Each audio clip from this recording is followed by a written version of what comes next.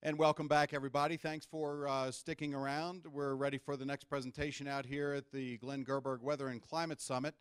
It's getting a bit sunny outside, a few clouds. It's still beautiful. Our next speaker is Dr. David Titley, who has been really a mover and a shaker in the climate national security area. And this is the first time at the Weather and Climate Summit that we've had a presentation like this, because it's important to understand the changes that are happening with the climate do impact all sorts of things. Dr. Titley will talk about that, but before we get to his presentation, I'd like to give you online viewers a little bit more familiarity with Dr. Titley when he was actually at the Pentagon. So he's not currently at the Pentagon, he's at Penn State, but take a look at this video, and we'll be right back with his presentation.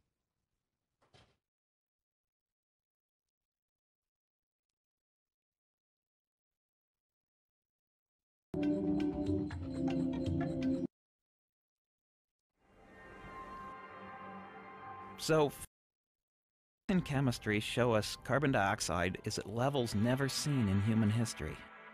And the evidence says it's all of us burning fossil fuels that's driving the increase. But what about climate change and global warming? Are they for real?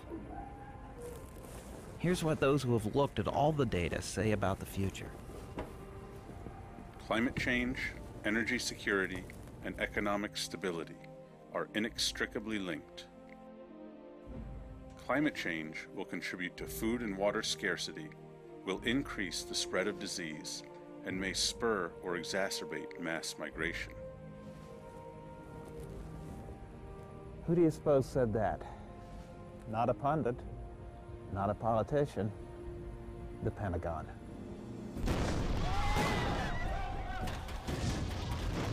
These war games at Fort Irwin, California provide realistic training to keep our soldiers safe. The purpose of the Pentagon's Quadrennial Defense Review, the QDR, is to keep the nation safe. The review covers military strategies for an uncertain world. The Pentagon has to think long-term and be ready for all contingencies. The 2010 QDR was the first time that those contingencies included climate change. Rear Admiral David Titley is oceanographer of the Navy and contributed to the Defense Review. Well, I think the QDR really talks about climate change in terms that it really isn't for debate. And you take a look at the global temperatures, you take a look at sea level rise, you take a look at what the glaciers are doing, not just one or two glaciers, but really glaciers worldwide, and you add all of those up together. And that's one of the reasons we really believe that the climate is changing. So the observations tell us that. Physics tells us this as well. What climate change means for key global hotspots is less clear. We understand the Earth is getting warmer. We understand the oceans are getting warmer. What we do not understand is exactly how that will affect things like strong storms, rainfall rates, rainfall distribution. So yes, climate change is a certainty, but what is it going to be like in specific regions of the world and when? One area of particular concern to the Navy is sea level rise. Sea level rise is going to be a long-term and very, very significant issue for the 21st century. The QDR included an infrastructure vulnerability assessment that found that 153 naval installations are at significant risk from climatic stresses. From Pearl Harbor, Hawaii to Norfolk, Virginia, the bases and their nearby communities will have to adapt. Even with 1 to 2 meters of sea level rise, which is very, very substantial, we have time. This is not a crisis, but it is certainly going to be a strategic challenge. Globally, climate change is expected to mean more fires, floods, and famine. Nations may be destabilized. For the Pentagon, climate change is a threat multiplier. But with sound climate science, Titley believes forewarned is forearmed. The good thing is the science is advanced enough in oceanography, glaciology, meteorology, that we have some skill at some time frames of predicting this. And if we choose to use those projections we can, in fact, by our behavior, alter the future in our favor. Titley and the Pentagon think the facts are in. Climate change is happening, and there is very, very strong evidence that a large part of this is, in fact, man-made. Aid with some of the cash you got. The military is America's single largest user of energy.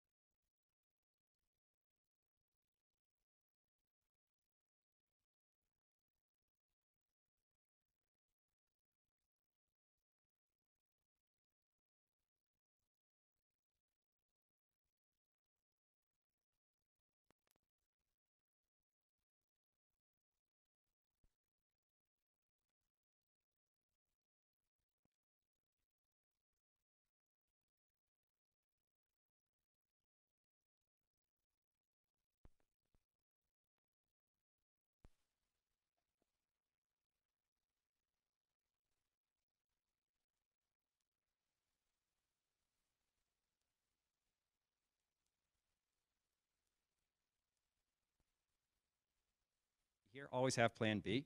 And as I said, Dave, thanks so much for having me here for the Weather and Climate Summit. And yeah, what I'm going to do is really for the next few minutes or so, just kind of talk about where we see the evidence for climate change, but how it really impacts national security there. So I'm probably like the least likely guy in the world, I think, to have ended up in this kind of field. I, like probably many others here in the audience and probably many online, I call myself just simply a recovering weather forecaster. I think my first public forecast that actually went out on media happened, 39 years ago, 1976. And before that, I was that guy in elementary school and middle school and high school that everybody wanted to know what the weather was because I wanted to know. This picture is here. That is a beaker, if you will, that measures rain if you have a 5-inch funnel. And I got this when we lived in Jamaica and the West Indies. You go down to the market and you have to get them to build a funnel for you. I also showed that maybe there is something to that whole weather modification because when we finally got this out and we got it out in our backyard, we had the longest dry spell we ever had in 2 weeks. And I was just dying to see this thing work. But anyways, I've been interested in weather, and I've really just been a meteorologist for many years, and that's kind of where this has worked from. So I went to Penn State because they were, frankly, the nearest place to me that was really good in meteorology, and that's what I wanted to do. I'd love to tell you that Penn State at the time looked like the big picture up there, but in fact it looked a whole lot more like what is down in that lower center there. There's a whole bunch of paper maps, and we all used to plot teletype observations, look at the LFM, which is the Limited Fine Mesh Model. Bill LaPenta probably remembers that, and go from there. But it was a wonderful experience. And I was in the Reserve Officer Training Corps, and I would love to tell you that's because I'm like 7th generation Navy, and my great-great-great-grandfather was John Paul Jones. None of that's true, though. I needed the money. So I was on the 4-year-in-a-day plan. Your obligation was 4 years, and since I'm a great guy, I was going to give the Navy 1 extra day. But a funny thing happened, and it was really on this ship, on USS Farragut, an old destroyer. I ended up turned out I liked it. It was a lot of fun, and you really literally live in the weather and in that ocean environment every day. And so 4 years in a day plan kind of turned into, well, I'll do this as long as it's fun and until they kick me out. And that ended up being for a little over 32 years there. So one of the things, my most fun job, actually, it was one of the most fun jobs I ever had in the Navy, was on this ship. And I got to be the navigator. And, well, well, actually, I'll talk about that in a second, how the navigation goes. But what it really helped you do is really take a whole lot of different lines of evidence. This was about half of you would remember in this audience. There was a time before global positioning system, believe it or not. You didn't just look at this thing, your iPhone, and it told you to within about 2 meters where you were in the world. So what being a navigator kind of taught you to do very, very early on is look at all the evidence, but don't count 100% any one single thing. People who did that tended to have a short career as a navigator, and they would end up working in, I don't know, Walmart or something like that. So, okay, so I am going to talk about climate, but let me just, before we get to that, I would just ask people to remember that, you know, when you hear a climate scientist talk, or it's sort of a climate kind of focus thing, it's climate, yes, but it lives, frankly, in a larger world. It lives in a world of demographics. It lives now in a world of 7+ billion people.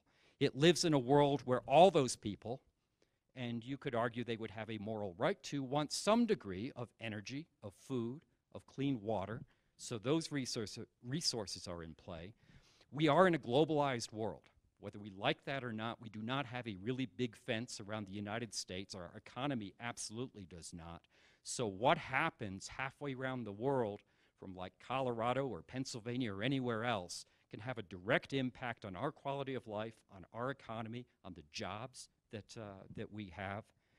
And technology keeps marching along. I think my phone's on the far left there, but it keeps on marching along. One of the things that it does many, many things, but one of the things it does, I would argue, is drives transparency.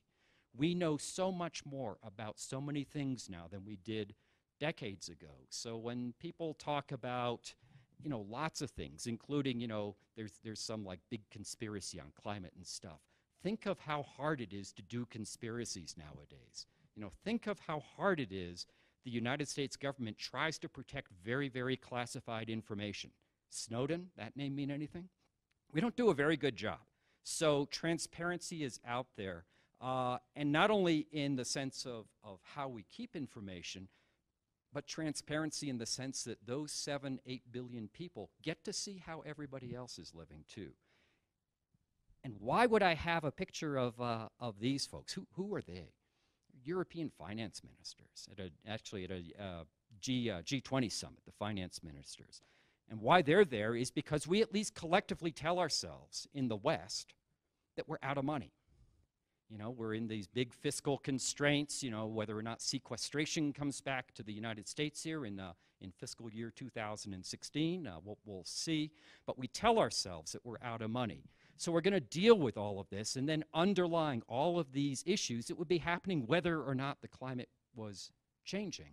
We do, in fact, have the climate change. So I'm not going to talk a lot about those in the rest of this talk, but I would just ask you to remember that climate both impacts and is affected by these other big drivers. Okay, and here's just one example on the food. And we could, you know, go down tons of these.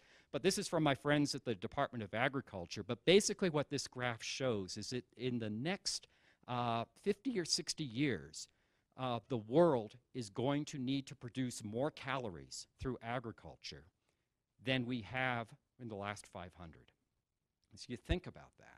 You know, and that's, again, that's nothing to do with the climate, but that's just what we kind of need to do there. So there are big, big challenges, and then if we start moving away from climate stability, how are we going to do that? Okay, so why do we care? So you can either read, you know, the entire fifth assessment of the IPCC. Who's read the entire fifth assessment? Yeah, it's a few pages. I haven't got through that. You can get down to the relatively svelte National Climatic Assessment. I mean, that came in at about only 1,025 pages or so. But I don't have the time for that. So I try to put it in one slide, and since I'm a former admiral, I can only do 3 things at any one time. Remember 3 things. So here's kind of what I look at. This is about people. It's not a polar bear issue. It's not an environmental issue per se. It's actually about us, or even polar bear plunges. If you go to Google and just type in climate change, you know, of course, there's a bazillion, zillion links. but then click on images. And I did this because I don't have much of a life, I think. But about a third of them are either polar bear or polar bear related. So it kind of becomes the visual icon, if you will, of climate change. You know, and people have worked very hard. You know, everybody knows the image of that forlorn polar bear floating out on the, you know, melting iceberg, and there's just blue water around. And yeah, and you know, if you're that polar bear, life probably sucks. But do you really think that the world as a whole is going to potentially try to decarbonize our energy system, decarbonize our collective economies for a polar bear? Really? I don't think so. I think we're going to say, you know, it sucks to be a polar bear and kind of move on. But it's not about the polar bears. It's about us. It's about you and me and our families and our sons and our daughters, our nephews. It's about our neighbors. It's about the people in our communities, in our villages, in our cities, in our country. And ultimately, it is really about a people issue. So, you know, with all due respect to George Clemenceau, who was a French prime minister around World War I, he said war is too important to be left to the generals. I would say that climate change is too important to be left to the environmentalists. This is really a people issue. My second point is, you know, there are probably a number of pretty good integrating principles you can use when you talk about climate. I use water. Because the more you think about water, at least as I think about water, you realize as we change that hydrologic cycle, as we change potentially sea levels, as we change the ice distribution, especially up in the Arctic, you know, it's kind of all about the water. So too much, too little, wrong place, wrong time, salty where it used to be fresh, it's liquid where it used to be dry, and even, you know, things like the chemistry of the ocean is changing itself with things like ocean acidification. People can do with an awful lot of things. We can make do, we can improvise, we can adapt. But if you don't have water, it gets really tough. Or if you don't have water when and where you need it to grow your foods, to sustain life, it gets really hard. I'm not saying it's the only integrating principle you could use, but I use that because, you know, there's just so much stuff in this climate change thing. It can just get overwhelming. So just try to keep it simple. And then finally, my last point is it's about the change, stupid. You know, so remember we had, you know, Carville, right? It was the economy, stupid, back, you know, some of you guys remember that, back in the early 90s. I would say with the climate change, it's the change part that scares me. It's not the climate. You know, I mean, who's from San Diego? Anybody from San Diego here? Okay, you have an optimum climate. I'm sorry, you have an optimum climate. If there was anybody from La Spezia, Italy, they have a pretty darned optimum climate. The rest of us, you know, I mean, Pennsylvania, you know, I mean, I last saw the sun in November. I'll see it again in May. I'm not sure I call that in the hills of Pennsylvania. I'm not sure I'd call that exactly optimum. But we've kind of known what it's going to be.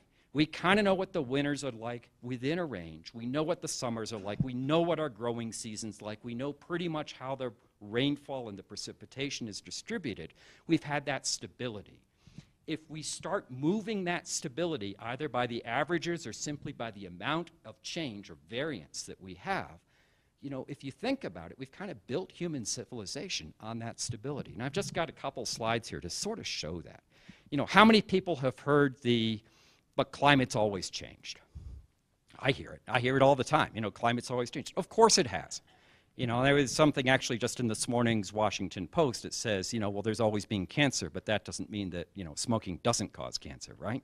So, you know, the climate certainly has always changed. And in a way that should say, well, if it can change again, but that doesn't say why it changed. You know, and so here's just a graph, and you know, you can look at whether you want to look at carbon dioxide or sea level or temperatures, up, down, up, down, up, down. This is about 500,000 years. But then when you kind of like zoom in to the last, you know, couple of tens of thousands of years, 20, 25,000, what you see, and this just happens to be the sea level, is, you know, about 9,000 years ago, we kind of hit this Goldilocks period, that we got into this relatively low amount of natural change. And if we start changing it again, this time not because of a natural cycle, like the Milankovitch cycles, but if we are now, because we've kind of got our gas pedal on the change side with anthropogenic greenhouse gases, you know, we're going to go back to change. And what the sort of the long-term history shows is the climate is more than capable of really, really, really big changes. And we have built civilization in this stability, and I'd recommend that we don't screw that up because we got those 8 billion people and all that stuff I talked about before. Okay, so I did tell you that I was a navigator. I told you I looked at all the data. So when I was asked in 2009 by the Chief of Naval Operations to leave my job in Mississippi, which was running the Navy's operational ocean and weather community, and to come up to the Pentagon and to help the Navy basically kind of think through what this whole climate thing should or should not mean to them. Was there a there there? And if so, what should we do? So I kind of fell back all the way back to my navigator training. Look at everything, but don't lock on to any one single thing. So I'll just go through a couple of, I'll call them lines of evidence, and we all know that, evidence, you can show a few things, and that's not going to convince anybody who doesn't want to be convinced. I know that. But for folks who actually just kind of want to see, I'll show that. And, okay, whoops, sorry. I lost the mouse here on this. Pardon for that, we had it. Oh, dear. Yeah, do I see it? I'm sorry. It was there, and I've lost it. There we go. Okay. Okay, perfect. Thank you. Okay, so let me just animate this. And this is from NASA, and yes, it is based on a long-term climatology average. Not surprising, blue is cold. The oranges, yellows, and reds are warm. But watch kind of how it sort of is spatially distributed. Watch as we come into the Dust Bowl right here, 35, 36, 37. You can kind of see certainly it was warm in the US, but not warm globally.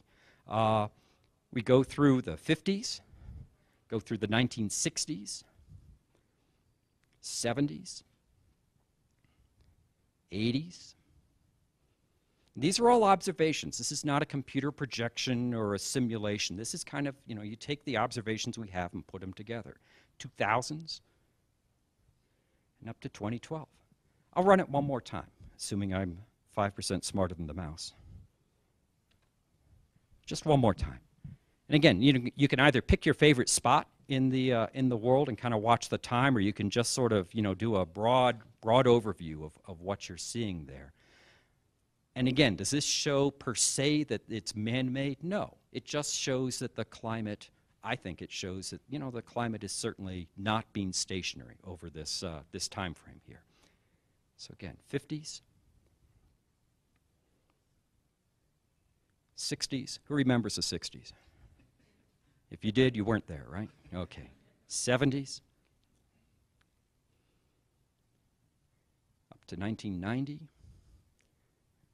Glad to see the animation makes it through Y2K. That's good. And 2012. Okay, so that's just one line of evidence. Here's another one. You kind of sort of take the last 40 years or so. Who's heard that the Earth really hasn't warmed up since 1998? Okay, yeah, everybody's heard that, right? Okay, well, there's kind of these blue lines, and it turns out because there is certainly both natural climate variability and this thing we call weather, that's superimposed on these longer-term trends, that when you start sort of zeroing into relatively small time, relatively small space, you get these up, downs, up, downs, up, downs. And it's pretty easy, in fact, to find 5, 10, 15 years in which if you are allowed to choose both the start date and the end date, you can show there was either flat or even slight decreases. I don't know if anybody's seen Richard Alley's presentation. He does a wonderful job at this. He starts off with well, I was a graduate student, and then I got married, and I had my kids, and he says every time the climate was cooling. But then by the time you get to the end, you're actually quite a bit higher. So you can almost think of it as like being on an escalator. If all you're looking at is on that escalator, it's like, geez, that's a flat step. I'm not doing anything. But the escalator itself is kind of coming up. Here's something which, the other thing I've had to do since I was in the Navy was actually learn something about oceanography. So one of the cool things about oceanography to learn about it is, that's where the heat is. About 90+% of the additional heat that we've put in is in the oceans. So I sometimes think of the ocean as the dog that's wagging the atmosphere tail.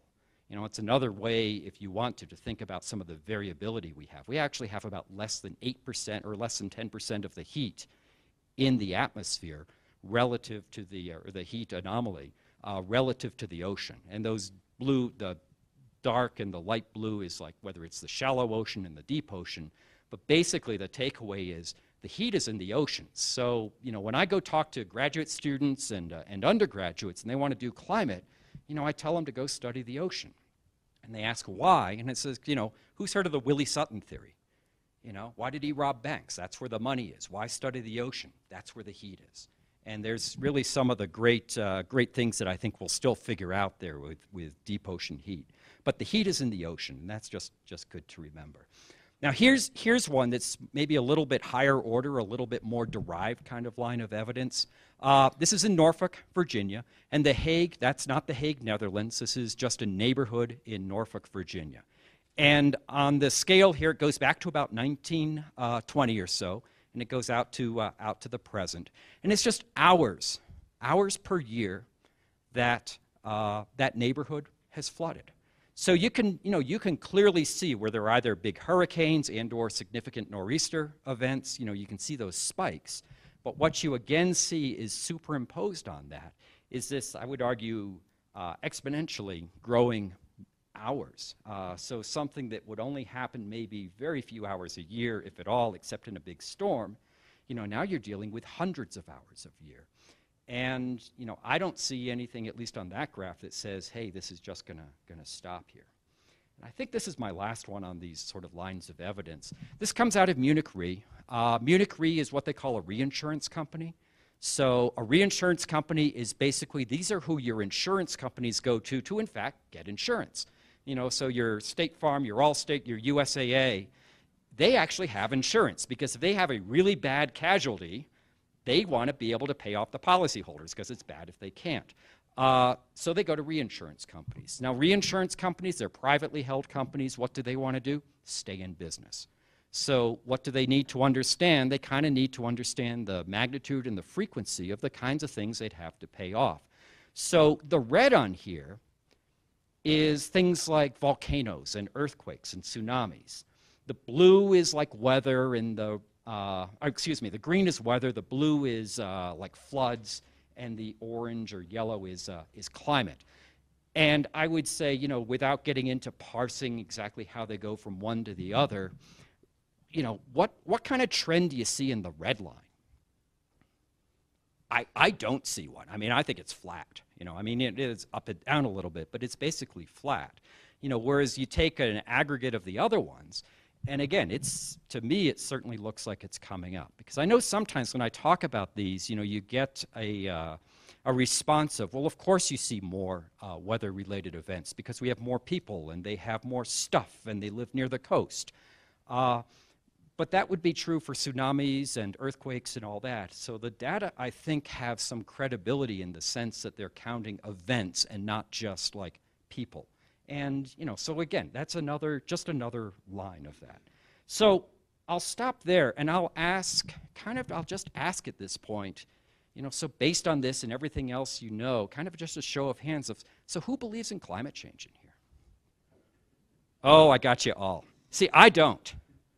I'm convinced by the evidence, but I don't see this as a belief system. I see, to me, belief systems are things you do Friday night or Saturday night or Sunday morning. Those are belief systems. To me, this looks like the evidence is pretty strong that there is climate, but I'm not sure that, you know, I see it as a belief there. I've given this sometimes to international people, and so the feedback is, why did you fly this guy in across the world to say he doesn't believe in climate change? It's like, oh, okay. So, but that's how we go. Okay, so that was all just nothing to do with computer projections, nothing to do with global climate models, but I'll just put up one. I'll just use one slide. And this is actually, if it looks like kind of a PDF of a Xerox of a PDF of a Xerox, it's because it is. It's actually out of a 1980 version of Nature magazine. And this is actually some model stuff that was done in the very late 70s by a guy named Jim Hansen, not the Muppets guy, the climate guy. And what he did, at about 1980, now let's see if I can make the mouse move on this. There we go. Right about 1980, he ran his models, and Bill LaPenta gave a really nice version on what we're going to for computing power. We'll sort of take that backwards 30 years. My guess is what poor Hansen had wasn't much more than what we've all got on our iPhones today. But he ran this model, and what it kind of showed was this increase. And then after about 20 or 30 years, he had to start making some assumptions of, well, how much greenhouse gas there is. So the great thing is he published it, which means the great thing is we can now go back and kind of do a valid or a verification. So how'd the guy do? And it turns out that the thing that sort of looks like the skyline of Maiden Manhattan or something, those are just like the annual temperatures, and then that big thick red magenta line is an average. So was he right? Nah, he was wrong. He was wrong. He was actually too conservative. He was actually too conservative. And you can certainly find other models that were too aggressive. So I'll bet we've probably almost all heard the phrase in here, all models are wrong, but some are useful. I would argue that, yeah, it was technically wrong. It didn't exactly verify. But I would also argue it had a lot of use here because it said, okay, we're no longer going to be sort of in this flat period, but we're going to start to get on that escalator and start going up. So, again, this is 35 years old. And actually, you go back into here, why can we do that? Well, it's just kind of physics, and not only is it physics, but I call this stuff, cutting edge 19th century science physics. I mean, a bunch of old dead white guys figured this stuff out. So you got Fourier on the left-hand side, you got a guy named Tyndall, Fourier, a French guy, you got Tyndall, who was a Scot, and then you had Arnhus, who was a Swede. And between the three of them in the 19th century, starting at about 1842, going to roughly 1900, they kind of figured out that CO2 is a greenhouse gas. It re-radiates at the frequencies of temperature that the Earth transmits at. And by the time you got to Arnhus, he said, hey, this industrial revolution, we're putting a bunch of this stuff in the air. He actually did some of the early greenhouse gas global warming calculations. Turned out he, too, was too conservative because he didn't see that there was enough, he underestimated how much we'd actually put in. But it's sort of interesting. So, you have this French guy, a Scot, a Swede, they go into the climate bar, and, and out comes this. So this is really... The basics have been known for a long, long time. And, it's sort of like arguing against gravity kind of thing. Okay, I'm going to talk about attribution, and then what we're going to do is I'm going to go into, so why does the military care? So that's kind of what we're going to do. So everybody, these are sort of just some classic shots out of either be it Sandy, the drought, some of the big snowstorms, whatever.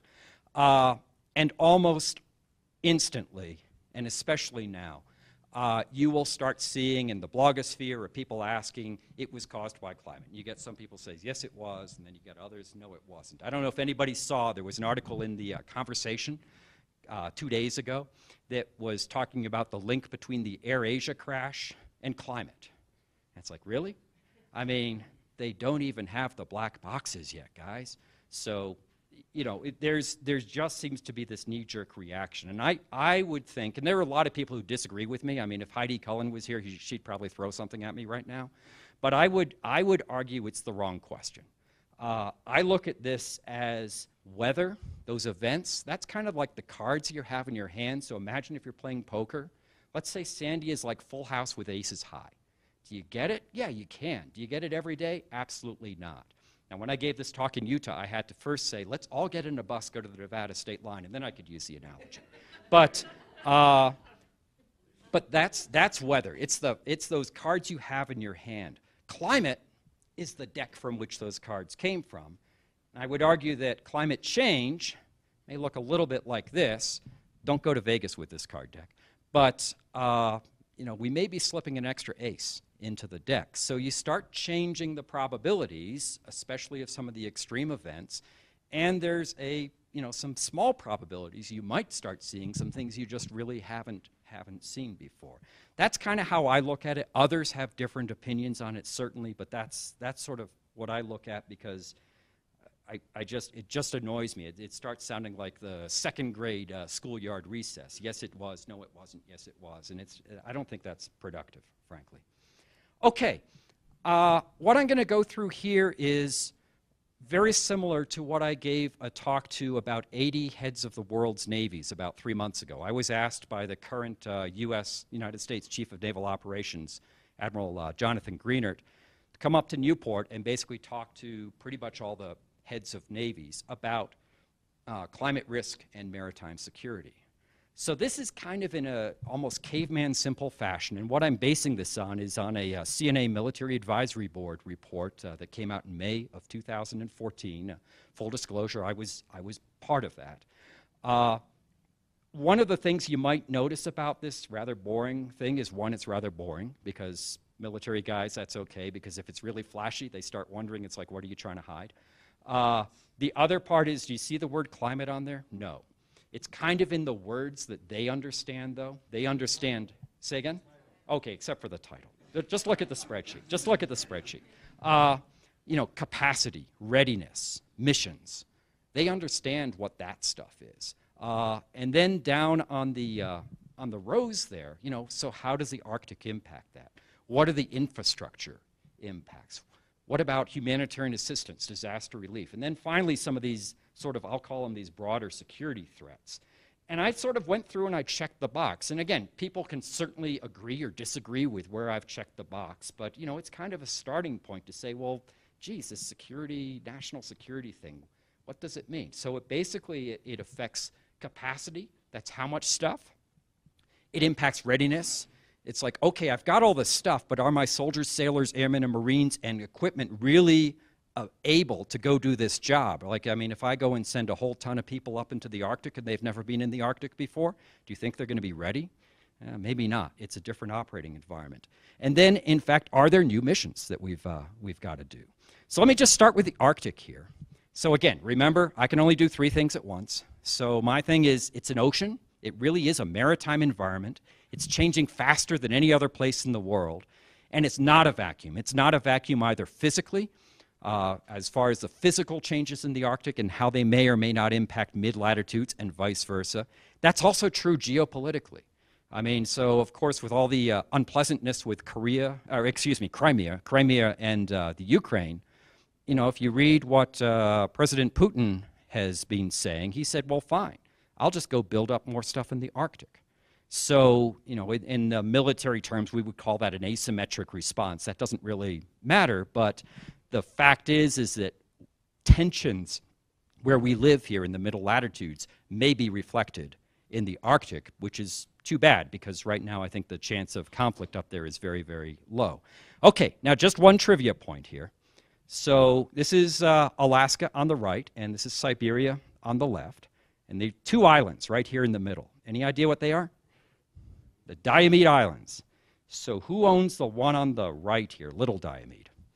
It's the US. And who owns the one on the left? Russia. So, on a clear day, if you stand on Little Diomede Island and look across, you can, in fact, see Russia from Alaska. So just to let you know, you can do that. But that's where you got to be. Okay, this is courtesy from my colleagues at NOAA. Again, this is not a projection. This is simply observations. You take the microwave imagery, georectify it, looks through clouds, looks through night, and the really cool thing is you get different returns depending on old ice, which is thick ice, versus new ice. So the new ice here is like that blue and deep blue colors. The old ice is that white and really white colors. So it ran once. I'll let it run at least one more time here. It's a pretty quick loop. It started in 1994. The timeline is right down on the bottom there. And one, for a weather and ocean geek like me, it's really, really just cool just to see the circulation and how the ice advects out of the Fram Strait. But watch what happens. You know, it's sort of maybe coming down. Frankly, it's kind of hard to tell, at least visually for me, but it might be coming down a little. Watch an 07 right there. Ooh, that wasn't good. 09 tries to come back a little bit. 11 came back like my stock market portfolio did. And then in 12, it's down again. So now in 13 and 14, it tried to come back up. But we are seeing, frankly, a bigger change in the Arctic than we've seen anywhere else. And back in the 90s, nobody was basically forecasting this. I could probably find one scientist, but it was like, less than 1% of the people who would say that we were going to see that kind of change in that kind of time. So this is literally opening up an ocean, and that's why the U.S. Navy cares, because not only is it opening up an ocean, it's opening up an ocean that borders the United States. It opens up an ocean where the Bering Strait potentially starts becoming a strategic sea line of communications. And one of the things our Navy does, just like the Royal Navy before us, is we maintain the trade routes. Where's the warehouses of the world now? They're ships. You don't actually have warehouses on the beach anymore. They're the ships. So if you stop the shipping, you stop our economy. And so this is why it's kind of a big deal. Okay, we could talk, if anybody's interested in the Q&A time, I'll be happy to talk about the work in the Arctic. I'll bet a few people have been up in the Arctic here. There's no infrastructure. There's a whole lot of nothing up there. And believe me, it's a really, really tough place to work. But in the interest of time, as I said, if anybody's interested in more details, I'll be happy to talk about that. The United States, we've got a lot of strategies for the Arctic. But, and I guess one of my many faults is I spent too many years working inside the Washington, D.C. Beltway. And one of the things you learn when you're in there is you are your budget. So if you really want to go and ask an agency, what are you doing, ask them what their budget is for the Arctic, and you'll find those numbers really haven't moved. You'll get a big, long answer, but you'll find out at the end of the day the numbers haven't moved. It's most problem for the Coast Guard, but it's not exclusively a Coast Guard issue. So a lot of strategies, but frankly not a whole lot of motion in there. And I just put out a report with my colleagues at the Center for New American Security that talked about that. Here comes out of the U.S. Navy's Arctic Roadmap they issued about 6 months ago. And you can see the Northwest Passage. It's that blue line on the left. The Northwest Passage gets talked about an awful lot. I mean, it's almost like this mythological way to get across. But it's kind of like Route 66 is to America. It's talked about a lot, but how much trade moves on Route 66 right now? Oh, we don't really have it. It's Interstate 40, right? So the Northwest Passage, turns out it's actually pretty shallow in places, and it's a really hard navigation detail. You've got a lot of rocks. It's narrow in places. You can go through there, but it's challenging. So what the Russians have along the top of their coast is this route in red called the Northern Sea Route. And they do open that up. And they also support it, and they're putting in more infrastructure. They have icebreakers to support it. And the number of ships that have gone up there, if I want to make it sound really big, I say it's quintupled. If I want to tell you it's a really small number, I tell you it's gone from 40 to 200. Just as a state of reference, the Suez Canal, it's about 18,000 ships a year. So small absolute numbers, but the rate of growth is coming up. The interesting one to me is, do we open up at some point this, I'll call it this over-the-top route, almost going across the North Pole itself, right from the Bering Strait right to like Iceland and as a port. There's a lot of debate as to whether that's going to happen. Some shipping companies say it does not make economic sense, but others, like the Finns, are putting millions of dollars of research to make it work. So I think, stay tuned. I think the real answer is we don't know how that's going to go, but that keeps you in international waters. You don't have to pay the Russians fees. You stay out of all the tough navigation stuff that you have in the Northwest Passage. And that could start opening up here in a couple of decades. That's not that far. Okay, I hope this shows up. This is through some friends of mine at a company called Metron and Exact Earth. Watch the red dot. This is the Nordic Orion. It just went across the Northern Sea Route into China, picks up a load, comes back to Vancouver, and now it's going to go back home into the Baltic through the Northwest Passage. This is, as far as we can tell, the very first commercial ship. Let's see if it runs. Let me run it just one more time. Very first commercial ship that made both a Northern Sea Route passage and a Northwest Passage in the same year. So again, it's one, but it's kind of a pathfinder as to what the future may start looking at like there. So this was 2013, so this was, what, year and a half ago. So, yep, there she comes, and back through the Northwest Passage and back home. Okay, let me talk about bases and infrastructure here. You know, a lot of times we usually think about, if we talk about sea level rise, we think about Bangladesh and all the millions of people that live, you know, within about a meter or two of sea level there, or we think about the Pacific Islands. So Tuvalu was kind of the rock star of Copenhagen of the 2009, and those are massive humanitarian issues. There's no doubt about it. But there's also this place here, which is a little tiny island called Diego Garcia. It's out in the middle of the Indian Ocean. It's actually a British-owned island, British Indian Ocean territory. And as long as we're nice to the seabirds and the turtles, the Brits let us do pretty much whatever we want to and need to out there. That island has been kind of the logistics and operational focus of probably every significant Middle Eastern and South Asian operation the Department of Defense has done in the last 35 or 40 years.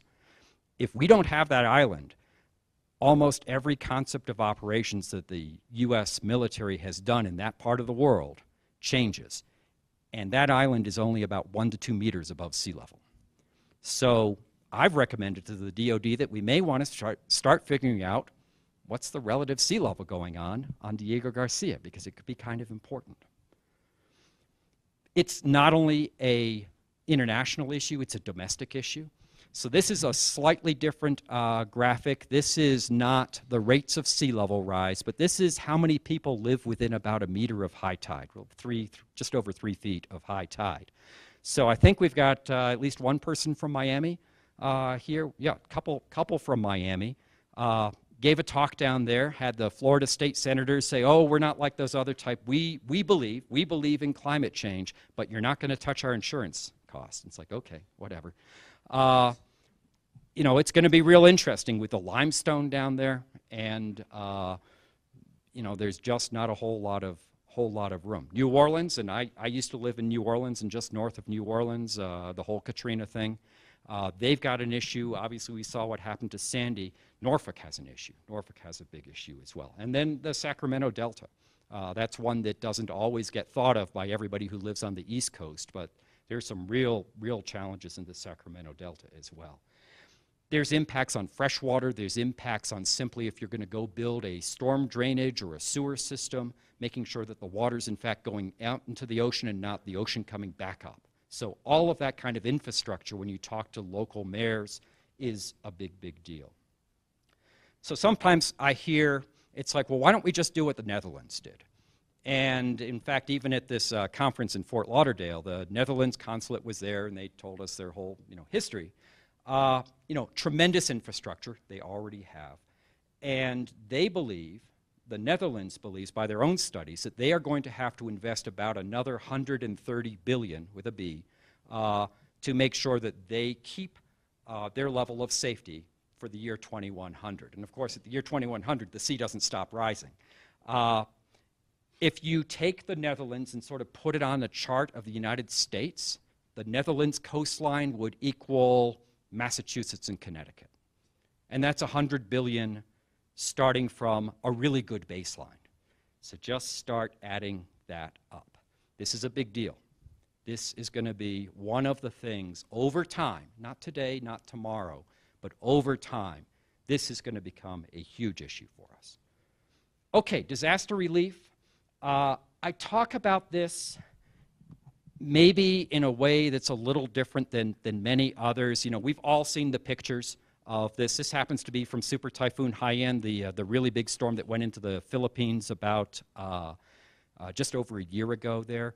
Well, one of the things, if you look at the picture there, you'll see this is not by any means not just U.S. military. You see the Japanese self-defense forces there. You see the Filipino military, as well as U.S. up on the top left, and that's V-22s and the very bottom there.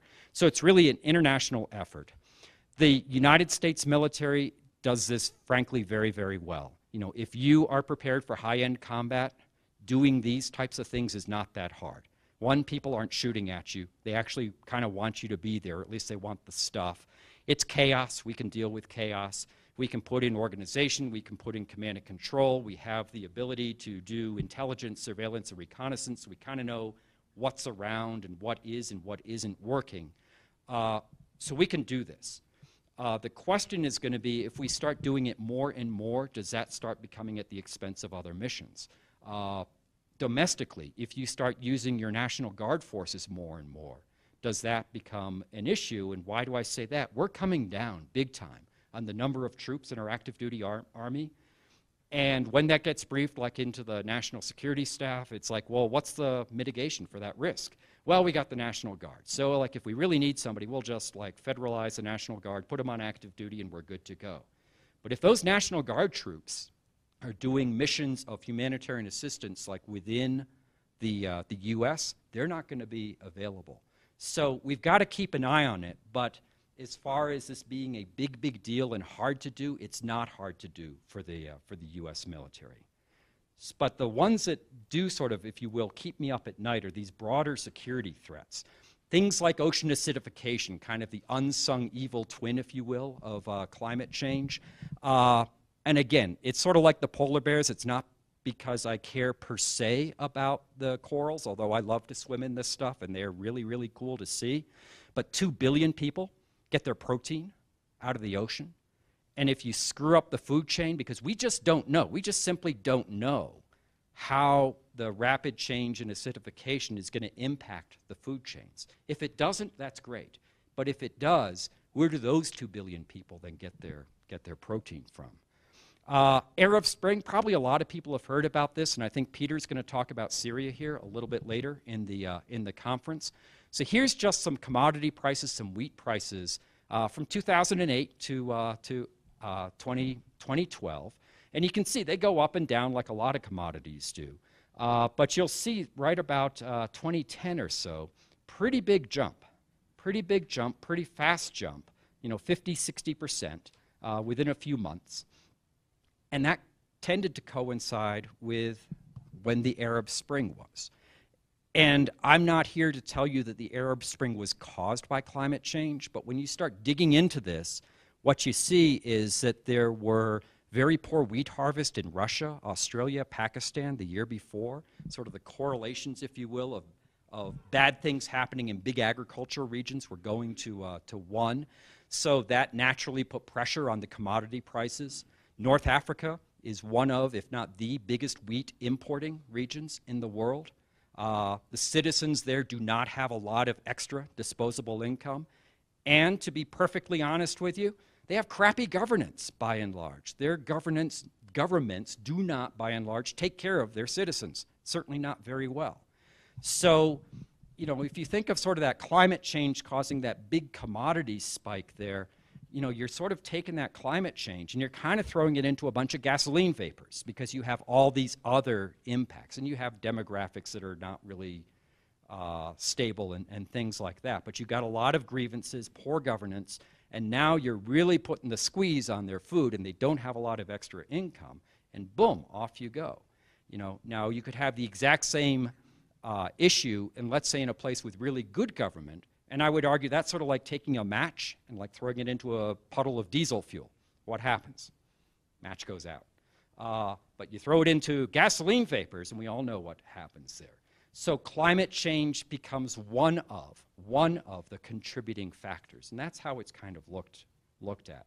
So if anybody's interested in this stuff, this is actually a pretty good reference, and I'm happy to leave the slide deck with anybody who's interested in this sort of thing. So my friends and colleagues, Caitlin Werrell and Frank Femia, have done quite a lot of work on this. And as I said, I think Peter's gonna talk about some related things in Syria here later on.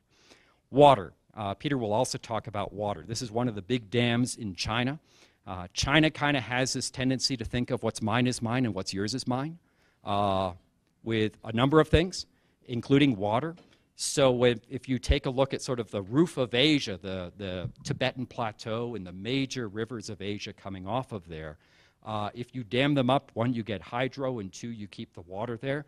But there are countries like Burma, Laos, Cambodia, Vietnam, Thailand, that are getting very, very nervous about where is the water that they have used for thousands of years to maintain their populations. So this is, you know, if I start looking at security flashpoints, potential security issues, you know, think of it's all about the water. And these are these kind of higher order security threats that I think, frankly, make the humanitarian assistance and disaster relief stuff look like junior varsity. These are the things that can really get us into a mess. I mean, you look at ISIS, you look at how this whole Arab Spring in Syria has metastasized into some pretty nasty stuff. Those are the kinds of things that really, really worry me. Okay, so what to do? So at the simplest level, you know, when we all design infrastructure and stuff, it's been so easy. We look back, you know, 100 years, give or take. If you're engineers, you add 10% for safety, right? And you go build. But now we got to look forward, and that's the challenge there. There's certainly some further reading. The two publications on the left, one comes out of Harvard, Climate Extremes, and the other one is the CNA Military Advisory Report, The Accelerating Risk of Climate. So if for some reason you're really interested in the security aspect, those are two pretty good publications. The two on the right are just good for basic knowledge if you're looking for any of that. What we know, I think it's about 16 pages, and it includes pictures from the AAAS, American Association of Advancement for Science. The one in the center right there, Climate Change Evidence and Causes, that comes jointly published by our U.S. National Academies and the British equivalent, the Royal Society. They're written in language that I think is, you know, 10th grade, 11th grade. They're pretty clearly written. They're very accessible. And, you know, so for people who are just sort of interested in, okay, so what is this stuff? I tell people, if you read those two things, you'll know more than 90% of the people. I'm not trying to make everybody a Richard Alley or a Michael Mann. I just, you know, just here's the basics. If you're trying to attack this, none of this stuff can be done by yourself. So when I was asked to go to the Pentagon, which we did, our recommendation was the Navy should establish a task force on climate change, which was accepted, and I became the director. And people thought I had this massive staff, and it was, you know, like the military, and I would sit in this really palatial office and tell people to do stuff. The reality was I had 1.5 people actually who worked for me on this. I had a civilian and half a military person. But what we did is we worked with people. So you can see the numbers on here and kind of a flavor of whom we worked with. And you talk about this as it's a collective interest. So kind of a co-benefit or an opportunity is if you look at climate and the change to climate is kind of this common threat, you can get people who otherwise might not have been in the same room to say, well, okay, we may come at it from different perspectives or have other differing views, but we all agree we got to do something about this. And that's actually kind of an opportunity. Norfolk, I think you're going to either have, what is it, Dave? You're going to have Norfolk online here a little bit later this week. So they'll be watching.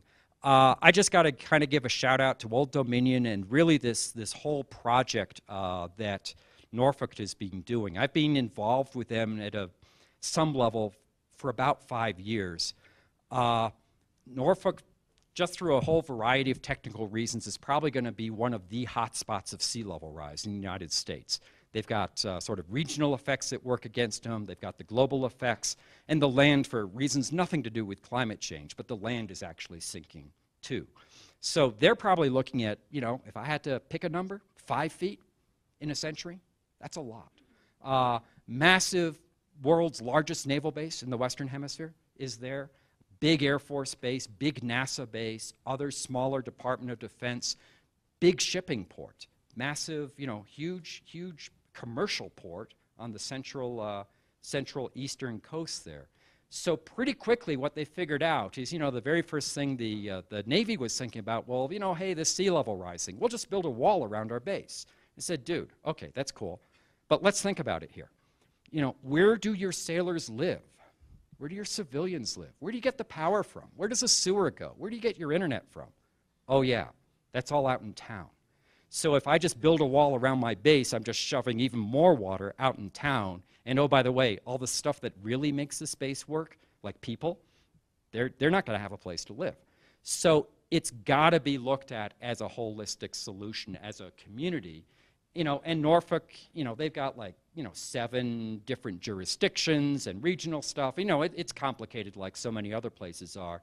But they've figured out, okay, so rather than emphasizing how complicated and hard it is, let's put ourselves together and figure out how we're going to do it. And I think they're certainly not the only place. There's a Long Beach, LA Long Beach. I mean, those 2 ports, it's like cats and dogs.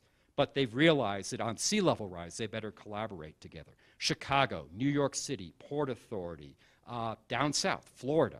There's a lot of places that are doing this. This is just the one that I'm probably most familiar with. So what we see is action is starting at the local and regional levels. I think that the last place that's going to get a handle on climate change is one particular end of Pennsylvania Avenue, but it's going to happen sort of from bottom up, and it is happening right now. Bill just gave a wonderful brief on where the National Centers for Environmental Prediction are going and a whole lot of model stuff. So think of this as this kind of goes into that future part. So there is a program that is funded by the Navy. It's been funded since 2013 by the Congress called Earth System Prediction Capability. And it is this idea of how do you put together atmosphere, ocean, ice, space, land into a coherent system. I challenged them for a seamless prediction from 0 hours to 30 years. Now, half the people thought that was a really good idea. The other half wanted to know where did I get my PhD from so they could try to remove that school's accreditation. And that's okay.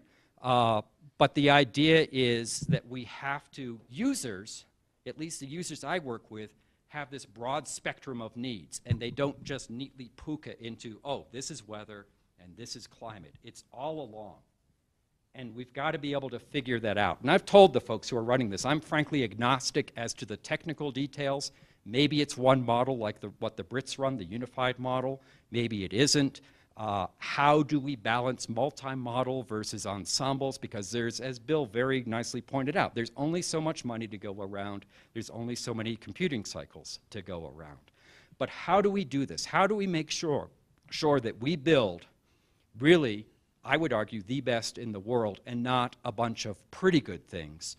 How do we do the best in the world? So NOAA's on board, Louie's on board, Sandy McDonald's on board, the DoD folks are on board, NASA is coming on board. They're sort of watching to see where the wind's blowing. Department of Energy, they've got a lot of resources. And it requires some leadership because it's so easy for each agency to say, we do different things and it's really been nice having coffee with you, but, what do you get? What you then get is what we've done for the last 50 years. And I think most of us would argue, while it's being pretty good and there's tons of really good people working in that system, it's not where we need to be. So this is, with enough money, there's about 10 to 15 million per year over multiple years, to say, okay, there's actual money, it's not just a PowerPoint slide, but it's intentionally not enough money for the Navy to go off and have bad bureaucratic behavior and do the whole thing by itself. It's got to be a partnership. So that's my plug on Earth System Prediction Capability. The only other thing I'll say on there, everybody thinks the C stands for climate. It does not. And if you look at the budget documents, the word climate is not even in there, even though it goes out to 30 years. Why is that? Because if I don't have the word climate in there, when the Republicans run it through their word checker, they never find it, so they vote for it. So this thing sails through the Congress with no problems. So why do I mention that? Sometimes you can get a lot done without having to do the finger in your chest, hey, you're a troglodyte, you don't understand the 97%. That can sometimes make us feel good, but it usually isn't very productive for actually getting things done. I'm very happy to call this Earth System Prediction Capability 0 hours to 30 years and not use the word climate and get it funded. So, you got to kind of pick your battles, and how you talk about things works. I'm much more interested in how do we build coalitions with people in the center and even center-right of the political spectrum. What can we do so that we can move forward now rather than sort of waging, I'll call them ideological battles. Okay, I'm just going to build this quickly here. the technical way to do risk management for climate is not really that different than how we do risk management for a whole bunch of other things, and we know how to do it. You look at a projection, you have risk, you have uncertainty, you figure out what could be really bad in there. You can do these risk assessments. They can either be simple, or you can go to Sandia and pay millions of dollars and get really cool ones, but you do the risk assessment. The hard thing is sort of at the 7 or 8 o'clock position. You got to do something, and then you measure it, and you repeat the cycle. We know how to do that. We've got to have the will to do that there. There are certainly surprises to come. You know, I said this is cutting-edge 19th century science earlier, and it is at the very big levels. But when you get down to decadal, down to regional, there's a ton of stuff we got to figure out, all the way from, you know, impacts. You know, I think we've all seen, you know, from a year or two ago, Jennifer Francis got a lot of press on Arctic impacts and stuff. But there's also impacts from the tropics, specifically the tropical Pacifics. But we've got to figure that stuff out. The deep ocean. There are still secrets in the deep ocean. How does the heat get recycled? The paleo guys tell us there's no free lunch. You can't put the heat in the ocean and it just never shows up again. But when does it come back? How much comes back? How fast? Aerosols, believe it or not, there's still a bunch of, you know, and Bill kind of talked about this as far as the physics. There's still work we need to do on aerosols. We still have pretty big error bars on what's going on with that. Then any idea what that kind of graphic is in the bottom left? Geoengineering. So what's that? That's the intentional large-scale modification of climate by man to undo the unintentional large-scale modification of climate by man. So what could possibly go wrong with that, right? Paid political announcement. The National Academies of Science will be coming out with a report they will call a technical evaluation of geoengineering. That report will be out probably in somewhere in 2 to 4 weeks, 3 to 4 weeks. I would have known more, but as I'm giving this call, we actually have our final telephone conference for that committee that's going on, and hopefully we'll actually have a date.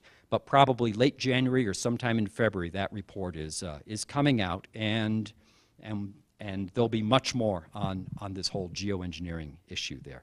And finally, the guy on the lower right, who's he? Niels Bohr. Why do I have him up there? Because he said, you know, predictions are tough, especially when they're about the future.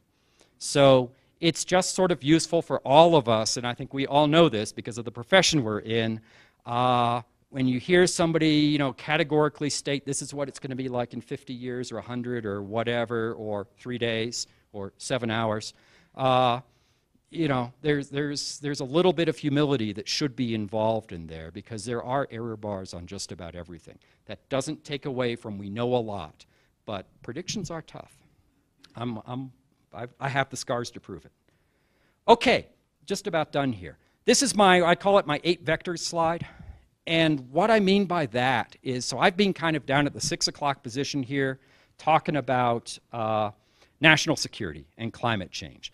And basically the fact that, you know, the Pentagon, we just look for changes in environment. That can be demographics, it can be economics, it can be political.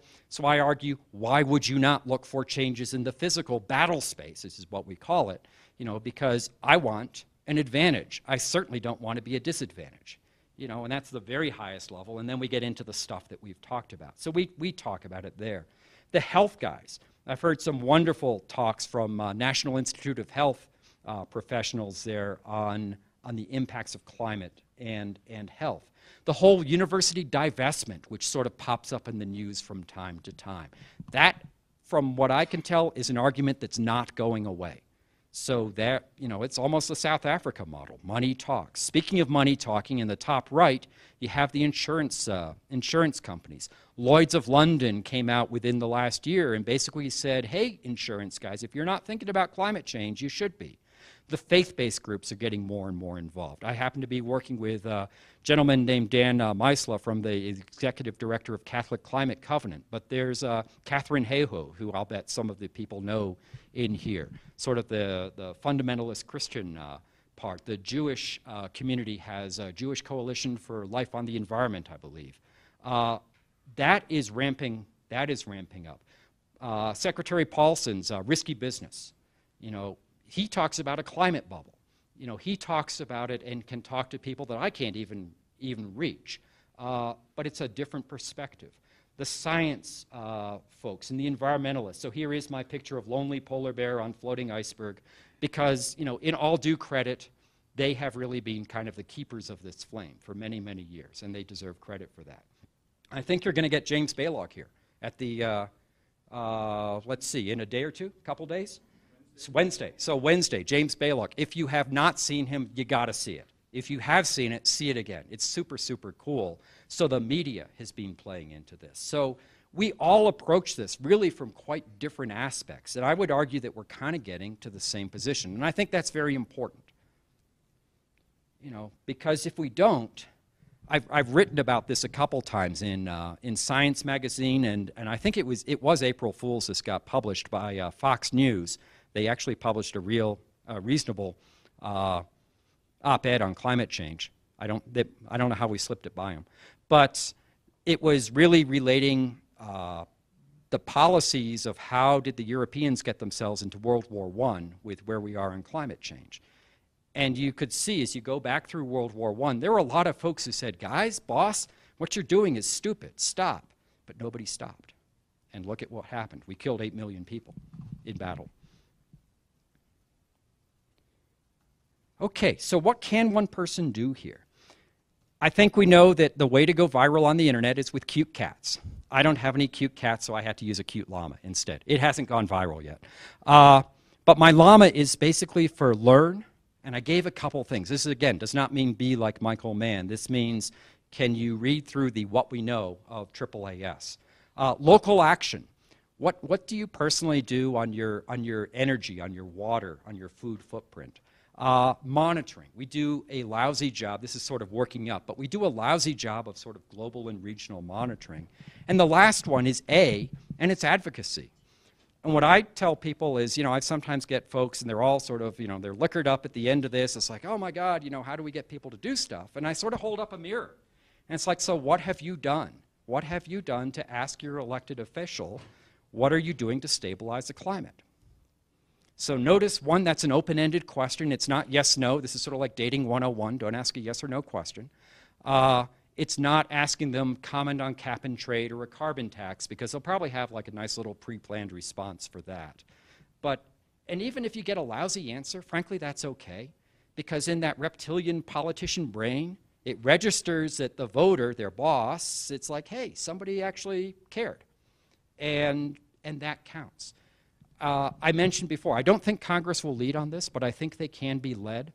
I think there needs to be enough interest to provide what I call top cover, so that, like, if you have Republicans who start saying, well, you know, maybe there's something here. Maybe we should look at it. I don't know quite what it is, but we should look at it, that they don't instantly lose their primary, because that's kind of what's happened.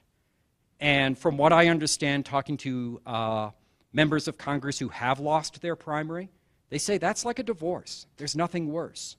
So put yourself in a Republican's position in a fairly conservative district. Why would you take that chance? So we have got to be able to give them enough top cover so they don't say this is committing professional suicide.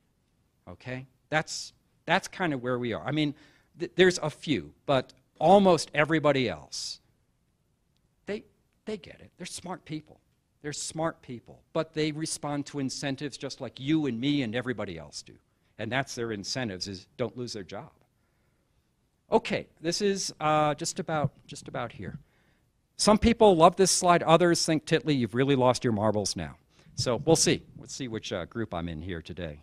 This is on the right-hand side. This is what I call really old. It's about 60,000 years old. And on the left-hand side, oh, that's interesting. On the left-hand side is today. And this is really just showing not the average climate, but the variability of the climate. This is coming out of the Ice Age. And it's on a decadal to centennial level. And you can see, and again, this is with no human impact whatsoever. You know, just natural, if you will, natural variability, but massive variability. And then you get to about 10,000 years ago, and it's like nature takes this massive breaker and turns off the variability. So like Little Ice Age, you know, medieval warming anomaly, those are tiny. Those are tiny changes, and we know what they do if you're not prepared for them. That wasn't too good either. These are really big things back in here. So the thing I worry about is not only are we changing the averages, but do we tip the climate into these higher variability states, which we know from history it's very, it could certainly do it. It's not like out of the question that you can get these high variability states. That, I think, becomes a massive, massive challenge of how would you support 7 or 8 billion people where you're just wildly swinging climate back and forth. I don't know how you do that, but I'll guarantee you, before we, grind to a halt, there will be huge security issues on that. So that's my nightmare scenario. Okay. I'm going to end with just kind of a personal story here. So I mentioned before the Chief of Naval Operations brought me up to Washington to work in the Pentagon. I was running the Navy's operational weather and ocean capabilities. It's a place, some of you may know it, called Stennis Space Center. It's right on Interstate 10. It's right on the Mississippi-Louisiana border. And I lived in a little tiny town, I'll bet Jim knows it, called Waveland, Mississippi. So this is the house that I lived in. We were about 2 houses back from the water. And that's what my house looked like on about the 31st of August, 2005. And yes, that's me trying to figure out, okay, so now what do I do? So when I say we lost our house, we actually did. We have no idea to this day where the house went. It either ended up in the railway tracks, or more likely, I think it got sucked out into the water. Now, the good thing is the house immediately upstream of ours, it was the ugliest house on the block. So I kind of would like to think that my house came off its foundations and knocked that house down, and then it got destroyed. And that would be okay. I put this up not for sympathy, because we were very lucky. Our stuff was on a moving truck actually coming to this house. So it wasn't there, and I had insurance, like so many people did not have insurance. But think of, as the sea levels rise and potentially as storm surges increase, tens and hundreds of millions of people around the world, this is what they have. And if you have no safety net and no recovery, you can get pretty desperate pretty quickly. And that also becomes a security issue, amongst many other things. I would argue it's a moral issue as well, but it's a security issue.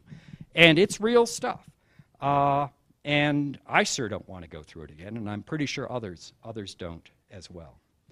So I'll close with my friend here, Winston Churchill. He said that Americans can always be counted upon to do the right thing after exhausting every other possibility.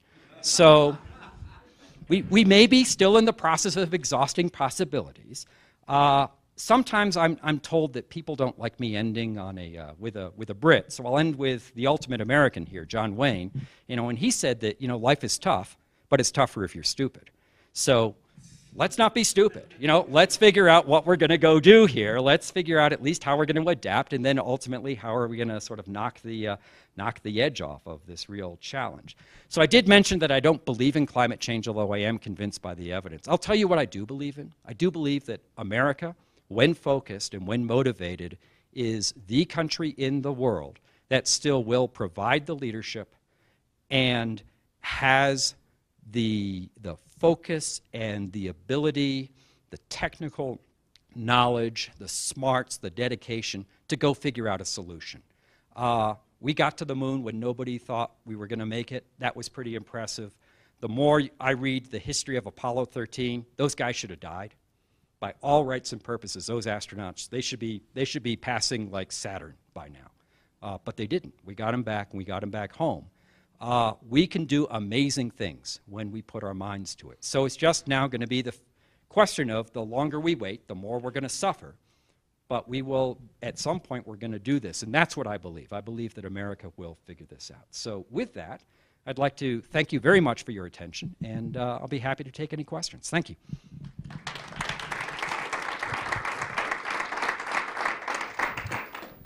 So anyone who has questions, I have the microphone. I'll bring it over to you, and then we'll just go in order, and I'll Great. share So while we're getting the first question there, this is a picture I took of the USS Connecticut coming up through the ice. And so when I got out there was nothing.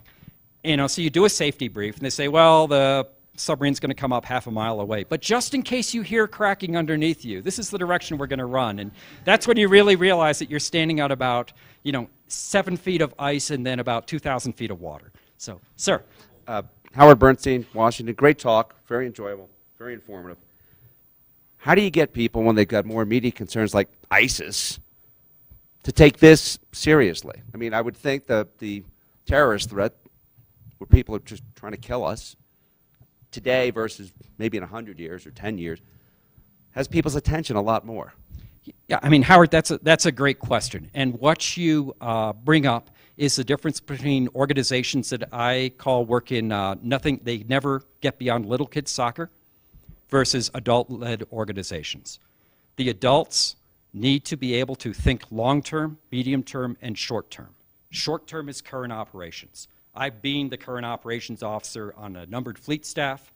It owned the Pacific and half the Indian Ocean, and in a number of other things. And what I can tell you from current operations, and ISIS is just the flavor du jour. It'll be another thing here in a year. Current operations will consume 100% of your focus, 100% of your budget, and then they will want more. So what you have to do is address that. But if you don't start preparing for the future, you will be as or more unprepared for that than the other components. So the Pentagon gets that. The Pentagon knows that you look, I mean, this is why we do studies for the year 2035, the year 2050. So you start seeing these trends. So you understand, and even if you can't say where the absolute value is, can you understand the trend, and can you start doing the things that both adapt to and ultimately maybe take, as I said, the worst off, and you do it in what I call a portfolio management strategy. You don't put all your money, all your resources onto one thing, because if you're wrong, you're screwed.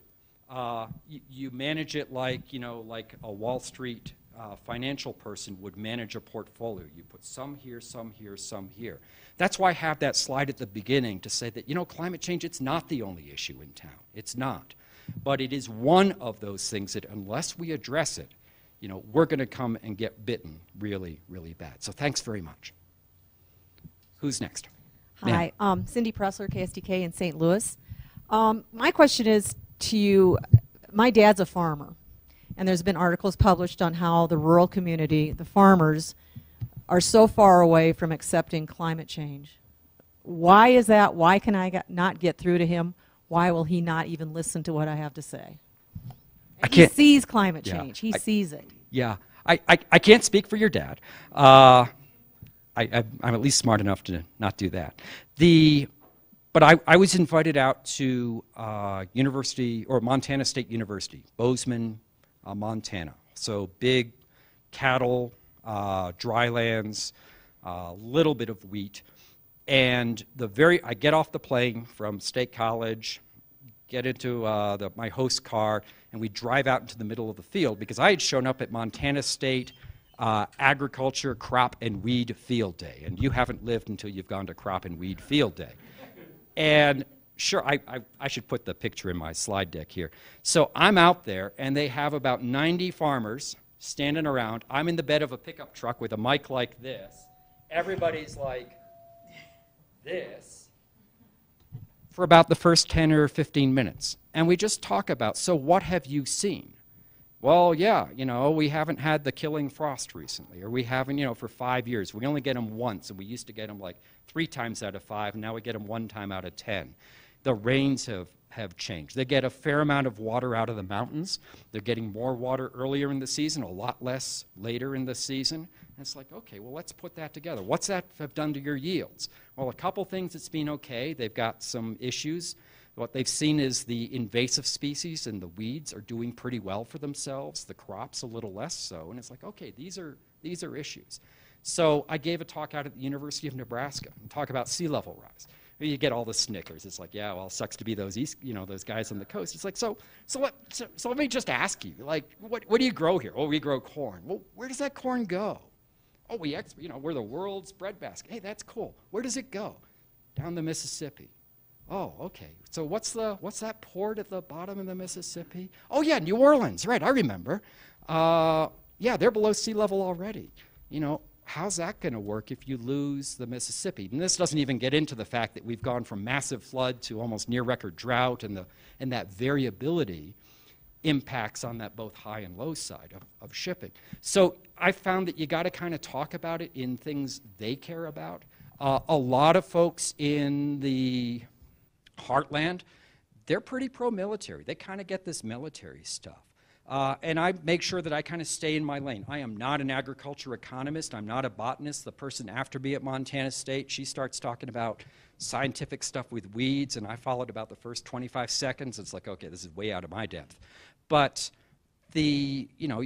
within the stuff that you can talk about, sort of put it in their perspective. But I think you can relate it. There's a few people that are just not going to go there. But I found a lot of people are. There was actually a study that's just come out this morning by Yale University Climate Communications. It talked about 60% of Republicans actually say, there's probably something to this climate change.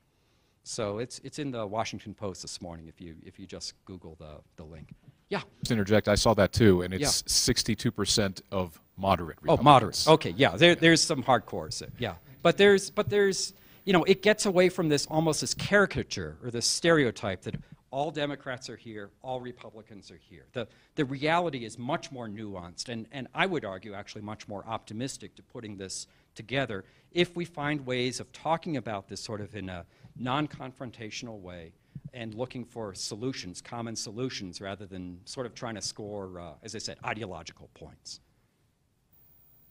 Sir. So, Jim White, University of Colorado. I want to get you to respond to something, maybe a little bit of a challenge.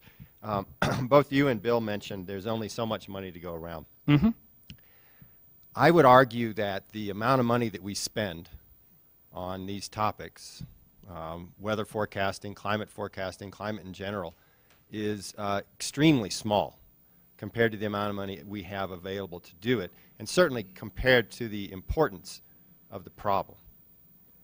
If you look at the federal budget and you look at, just the numbers are kind of depressing. It's way less than 1% that we're spending on what we would argue are very important topics.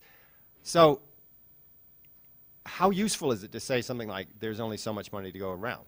I mean, shouldn't we be saying this is the scale of the problem is not being met by the scale of our investment? So I've challenged you on that. It's as a tactical level, because I mean I've got to do both as chief operating officer at NOAA and as oceanographer of the Navy. I've got to run multi-billion-dollar budgets, and at the end of the day, when you're doing that, you are given a number by the Office of Management and Budget, and at that point, that's what you got to live with. So the scientists saying we need more money, there could possibly be seen or perceived a conflict of interest there. So what we have to do is we have to have guys like Secretary Paulson, like Secretary Schultz, other people outside this community say that. There is a graph, I didn't use it in this talk, I call it an iconic graph of about the last 60 years of non-military research and defense spending in the United States. And you can see the space race. Kennedy says, go to the moon. Boom. The money comes up. Nixon says, great, we're at the moon. Stop. The money goes down. There was a little bit on energy in the 70s in the oil crisis, and there's a tiny bit now. But if you look at the science piece, you can't see this. And frankly, we're going to solve this. There certainly needs to be some science. We got to figure out economically viable ways that don't kill the economy, in fact, that spur the economy on renewables and non-carbon-based sources. And you would think you would see, if this is really this big a problem, you would have seen, kind of that space race-like big chunk. You know where the money's gone in the R&D, non-defense R&D? You know where it is? It's in health. It's in health. Look at that. The docs have been pretty good. I would argue, stop smoking, get out and do some exercise, and, it'll probably do a lot of good there. I'd take a bunch of that money. This is why I'll never be a politician. And go and put it into these things. So that's a track that needs to be done. But when at the end of the day, if you're in the federal government and you're managing a budget, you got what you got. And the fact is sequestration is the law of the land. I don't like it. I doubt if anybody in here likes it. But from what I have heard, right now, I don't hear anybody that has a better plan. So I think the federal agencies are going to have to figure that out. So you got what you got, and you got to balance it to the best you can. It may not be, it's certainly not what I would like, but it's the reality if you're in an agency and you got to live within a budget. So that's probably not what you want to hear. You know, but I would say as far as how do you make the case, you make the case with people outside our community saying, hey, those guys, they need a ton more money because this is really important. That's how I do it. Thanks. How are we doing? Good. Okay, thanks. David, thank you very much. What we're going to do now is take a few-minute break, about 10 minutes, and we're going to bring Dr. Titley and also Dr. Bill LaPenta, the director of NCEP, back for a question and answer period for the online audience. And so those of you who are watching online, please prepare your questions, send them in via the stream on Ustream. Sarah Perfader will then ask those questions so you can get them answered directly from Dr. Titley. So Bill and I have talked, and we've already agreed that I get the easy questions and Bill gets the hard ones. That's awesome. That's good that you guys agreed to that ahead of time. Awesome. So we'll take a break now with a live look outside here in Breckenridge. And it's just another gorgeous day. What can I say? We're getting some snow at night. And